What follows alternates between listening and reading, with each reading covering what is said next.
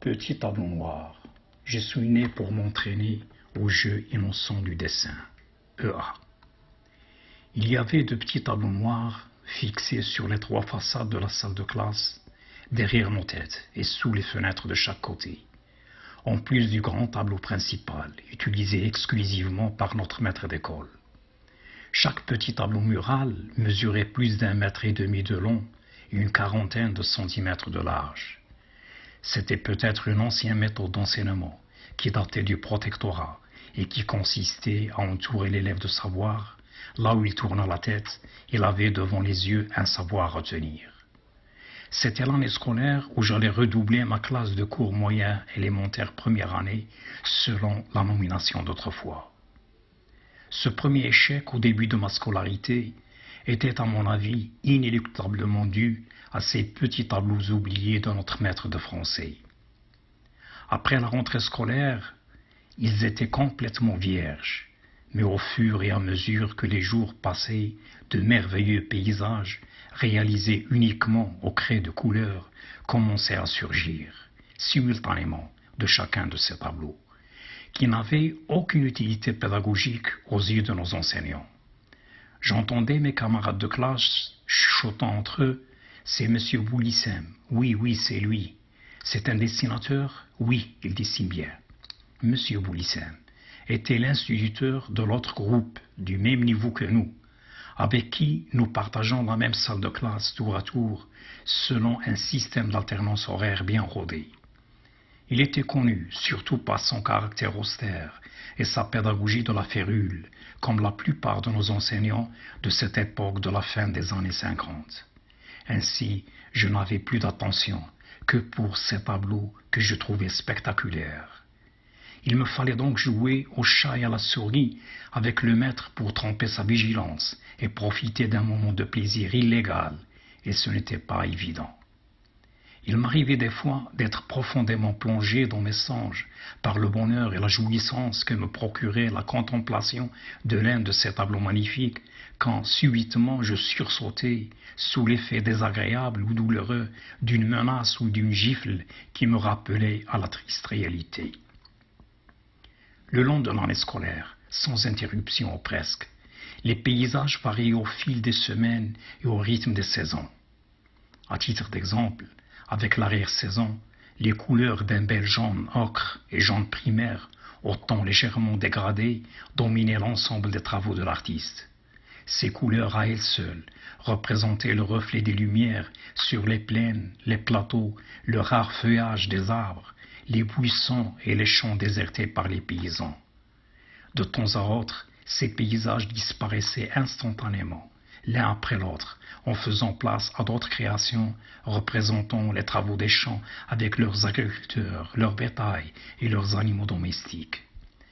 Néanmoins, le terme décomposition était strictement limité au monde rural, régional marocain. En contemplant attentivement ces admirables réalisations artistiques éphémères, j'imaginais la dextérité et l'habileté de cet artiste hors norme. Je cherchais à découvrir le secret de son talent mystérieux et fascinant, à travers ses traits et ses surfaces colorées, qui témoignaient d'une rapidité et une spontanéité naturelle avec lesquelles étaient exécutés.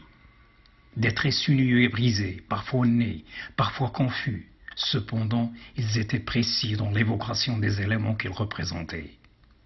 Ils permettaient à l'œil du regardeur une liberté d'imagination artistique affinée et subtile, au lieu de l'entraver par des lignes sévères et rigoureuses renfermées sur elles-mêmes, comme c'était le cas de certaines illustrations de nos manuels scolaires.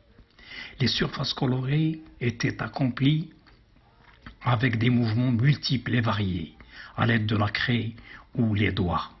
Ainsi, les couleurs étaient directement mélangées sur le tableau noir, parfois légèrement effacées, peut-être à l'aide d'un chiffon, afin d'obtenir toute cette harmonie dissonante d'une beauté envoûtante.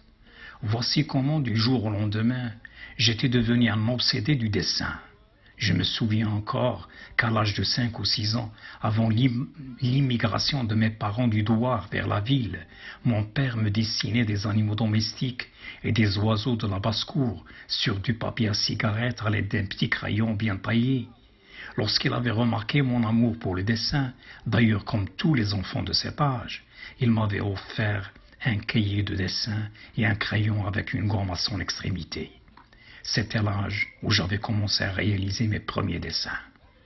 Mais la découverte des travaux de M. Boulissem m'avait lavé les yeux. C'était un choc émouvant, le vrai déclic de ma passion pour les arts plastiques, qui allait dominer mon esprit durant toutes ces décennies. En revenant de l'école, au lieu de réviser mes leçons, je passais tout mon temps libre à gribouiller sur du papier d'après-mémoire ou en reproduisant les illustrations de mes manuels scolaires, qui étaient mes seuls documents artistiques. Je n'avais qu'un seul objectif en tête, devenir dessinateur comme M. Boulissem. Malgré mes efforts et ma volonté, je n'étais nullement satisfait, ni de mes dessins, ni de mon auto-apprentissage. J'ignorais encore que j'allais passer toute une vie à apprendre à dessiner. Plus je dessinais, plus le génie de mon artiste idole me paraissait plus grand. J'avais donc décidé de lui demander conseil. Lui qui quittait toujours la salle de classe après les cours à petits pas rapides, la tête baissée, le visage caché par le col relevé de son manteau, ne se retournant ni à droite ni à gauche, n'était pas facile à aborder. Et puis, un matin, durant la récréation, je l'avais aperçu debout dans l'ombre du patio de l'école, en train de fumer sa cigarette. J'étais fasciné par sa présence. J'avais le cœur qui battait à la chamade. Il était mince, de taille moyenne, habillé d'un manteau noir et d'un pantalon bleu, marine, bien repassé. Ses chaussures étaient de couleur pourpre, ses cheveux noirs, lisses et brillants, sa peau blanche et son regard mélancolique.